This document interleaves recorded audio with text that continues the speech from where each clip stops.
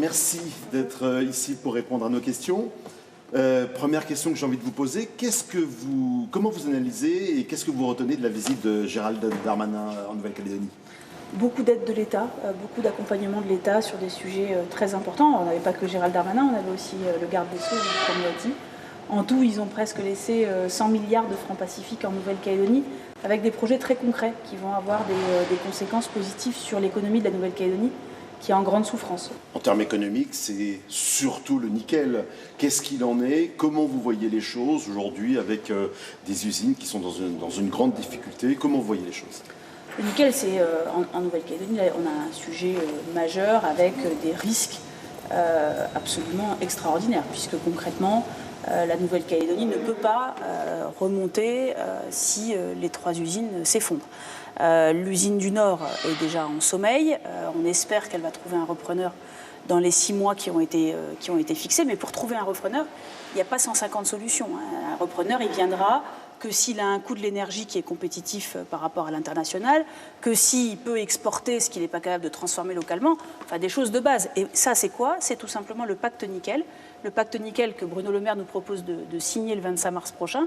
Et aujourd'hui, on ne comprend pas très bien pourquoi la province Nord, le gouvernement, ne veulent pas signer ce pacte tout de suite. Ce pacte, concrètement, il permet à la province Nord de trouver un repreneur pour KNS, à la SLN de survivre, parce que c'est très simple, la SLN ne survivra pas s'il n'y a pas de signature du pacte nickel. Et puis pour l'usine du Sud, ça permet aussi une petite aide sur le plan de l'énergie. On va parler de votre candidature aux prochaines élections provinciales. Pour faire face aux indépendantistes, l'union des non-indépendantistes est plus que jamais nécessaire pour gagner. Est-ce que votre famille est soudée politiquement ? Oui, il y a eu une grosse marque d'unité la semaine dernière à Kowekara, puisque j'ai voulu faire une rentrée politique qui n'est pas du tout ni une candidature, pour être très clair, ni un début de campagne. C'est tout simplement une année cruciale, parce qu'on va avoir le vote de la loi constitutionnelle qui va dégeler le corps électoral à minima, et j'y reviendrai. Et on a cette question du nickel et de la situation économique. Il y a une grosse alerte qui est lancée par le groupement Agissons Solidaires qui dit que maintenant ils n'en peuvent plus, qu'ils vont sans doute se faire entendre parce que le monde économique est en train de s'effondrer. Donc cette année 2024, elle est absolument essentielle, et cette rentrée, elle voulait montrer d'abord qu'on était tous unis, on était tous là, tous les partis politiques non indépendantistes étaient présents, et puis il y avait besoin d'informations, donc on a donné des informations aux Calédoniens. Donc unis de votre côté, oui. Semble-t-il, les indépendantistes le sont aussi. Est-ce que ça vous fait peur ou pas ? Non, les indépendantistes le sont, mais moi ce qui me gêne dans l'attitude des indépendantistes, c'est que le débat, la démocratie, c'est normal. La démocratie, à condition d'avoir les mêmes conditions pour tout le monde. La démocratie, c'est partout dans le monde, un homme, une voix. Nous, ça ne marche pas comme ça. Nous, on a 43 000 personnes qui ne peuvent pas voter, ça c'est le corps électoral gelé, et puis on a les gens du Sud, un électeur du Sud qui pèse 2,5 fois moins qu'un électeur des îles. Mais ça existe nulle part dans le monde. Donc moi, je suis complètement d'accord, et j'ai pas à avoir peur, on n'a pas à avoir peur de nos adversaires à condition que la démocratie soit respectée. Mais quand vous écoutez les discours des indépendantistes, ce mot démocratie, il n'est jamais utilisé. C'est-à-dire qu'on leur doit d'être finalement au pouvoir en permanence sans avoir besoin de gagner les élections finalement. Donc ils veulent, repousser les élections, 2, avoir un corps électoral qui leur est favorable, et puis 3, avoir un poids de leurs électeurs qui est plus important que ceux des nôtres. Mais c'est pas possible, ça n'existe pas comme ça. Et quand ils n'ont pas ce qu'ils veulent, eh bien, ils vont casser. C'est ce qui s'est passé quand Gérald Darmanin était présent. Ils ont été, et puis ils se sont attaqués aux gendarmes. C'est absolument insupportable, et vous le savez, on a porté plainte et on a demandé la dissolution de leur groupement. Et concernant justement ce dégel du corps électoral, est-ce que vous pensez que la loi constitutionnelle sera votée par le Parlement, vu la difficulté qu'Emmanuel Macron a à avoir une majorité au Parlement ? Oui, je le souhaite. C'est d'ailleurs en partie pour ça que je suis là cette semaine. Je suis là parce qu'effectivement, il nous faut aller voir l'ensemble des parlementaires pour avoir une majorité sur le dégel du corps électoral, qui est pour nous pas une avancée. C'est simplement... Je rappelle qu'en 2007, le corps électoral a été gelé sans nous demander notre accord et contre la majorité des Calédoniens. Donc là, l'idée, c'est simplement de faire marche arrière par rapport à ce qui a été fait en 2007. Quelle est votre stratégie pour reprendre en main les institutions au niveau de la Calédonie ? La stratégie, c'est tout simplement que la démocratie soit respectée. Aujourd'hui, les électeurs non indépendantistes font 16% de voix de plus que les indépendantistes. Et malgré ces 16% de voix de plus, ils font un siège en moins.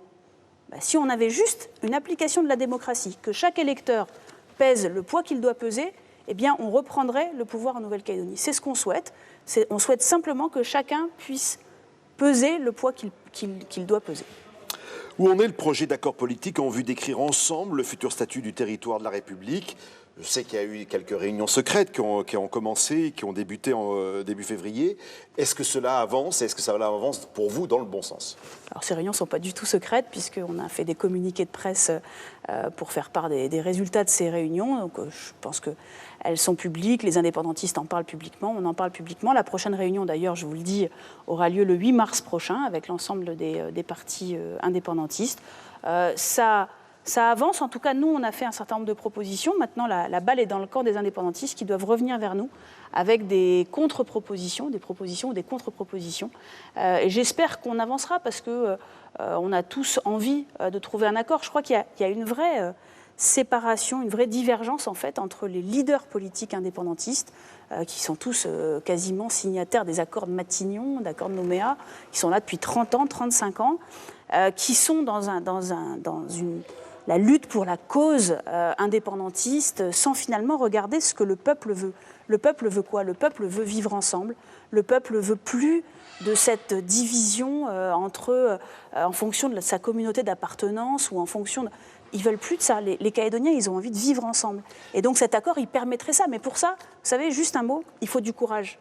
Quand moi, j'ai été obligée d'aller expliquer aux exclus du corps électoral que le corps électoral serait sans doute dégelé à 10 ans et pas à 7 ou à 3, parce que c'était sans doute le meilleur moyen d'avoir une majorité au Sénat et à l'Assemblée, eh bien, il a fallu du courage pour aller le dire. Il faut que les indépendantistes aient ce courage-là, d'aller dire à leurs électeurs, oui, les Calédoniens ont voté 3 fois non, donc ce ne sera pas l'indépendance, ce sera quelque chose qui sera dans la République française. Il faut avoir du courage pour faire ça. Le temps, la notion du temps est importante. Oui. C'est pas propre à la Nouvelle-Calédonie, c'est une donnée mondiale avec avec les réseaux sociaux, avec l'internet qui fait qu'on clique très très vite, on passe d'une info à une autre, d'une situation à une autre. Comment justement les uns et les autres vous êtes capables aussi, par rapport à la population qui a des attentes, de maîtriser ce temps long de la négociation ? D'abord, tout simplement parce que le temps va avec quand même un calendrier, c'est-à-dire qu'on ne peut pas dire. Il y a un principe, c'est d'abord les élections. Quand on est élu pour un certain temps. Et puis après, sinon, on n'est plus légitime. Donc c'est le cas, on arrive en fin de mandat. Donc les élections doivent avoir lieu. Les choses sont claires, tout le monde connaît ce calendrier. L'État avait donné une date qui était le 31 décembre. Le 31 décembre, ça laissait aux indépendantistes 2 ans pour venir autour de la table. Ils ne sont pas venus autour de la table pendant ces 2 années. Le 31 décembre, l'État a dit, maintenant, on est obligé d'avancer. Et pourtant, 2 ans, c'est quand même le temps long, c'est quand même du temps.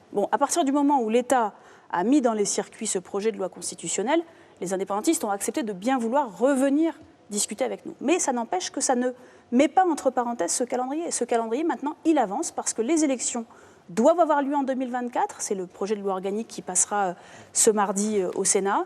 Les élections doivent avoir lieu en 2024. Et pour qu'elles aient lieu en 2024, il faut que le corps électoral soit dégelé parce que ce corps électoral gelé, il est complètement antidémocratique. Donc le temps, on sait que chez nous, on a besoin de temps, mais là, le temps, on a été au bout du bout. Les entreprises n'en peuvent plus, les Calédoniens n'en peuvent plus. Il faut maintenant qu'on avance. On arrive justement en termes de temps à la fin de l'interview. Juste une petite question. Vous arrivez à Paris au moment où débute le Salon de l'agriculture. Quel regard vous portez sur cette agriculture en Calédonie ? C'est pas celle qui génère le plus d'emplois. Est-ce que vous pensez qu'elle est à la hauteur pour nourrir tout le peuple de Nouvelle-Calédonie ? Ou est-ce qu'il y a des transformations aussi à venir, comme ici, des agriculteurs peuvent le demander ici en Hexagone ? Alors d'abord, elle est fondamentale en termes d'abord de souveraineté alimentaire. On a besoin de pouvoir produire un certain nombre de choses nous-mêmes. On l'a vu pendant le Covid où on avait quand même besoin de cette indépendance alimentaire. Et puis elle est absolument indispensable en termes d'aménagement du territoire. On a besoin d'avoir des agriculteurs sur l'ensemble du territoire de la Nouvelle-Calédonie. Pour ça, il faut les accompagner. Donc on met en place beaucoup de choses avec la province sud notamment.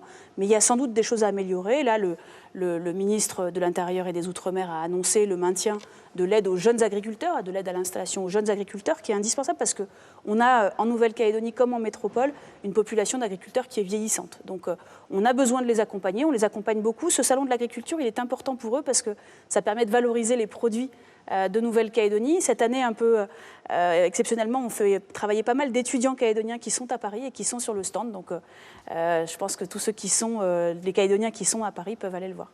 Merci Sonia Backès, merci d'avoir répondu à nos questions. Merci.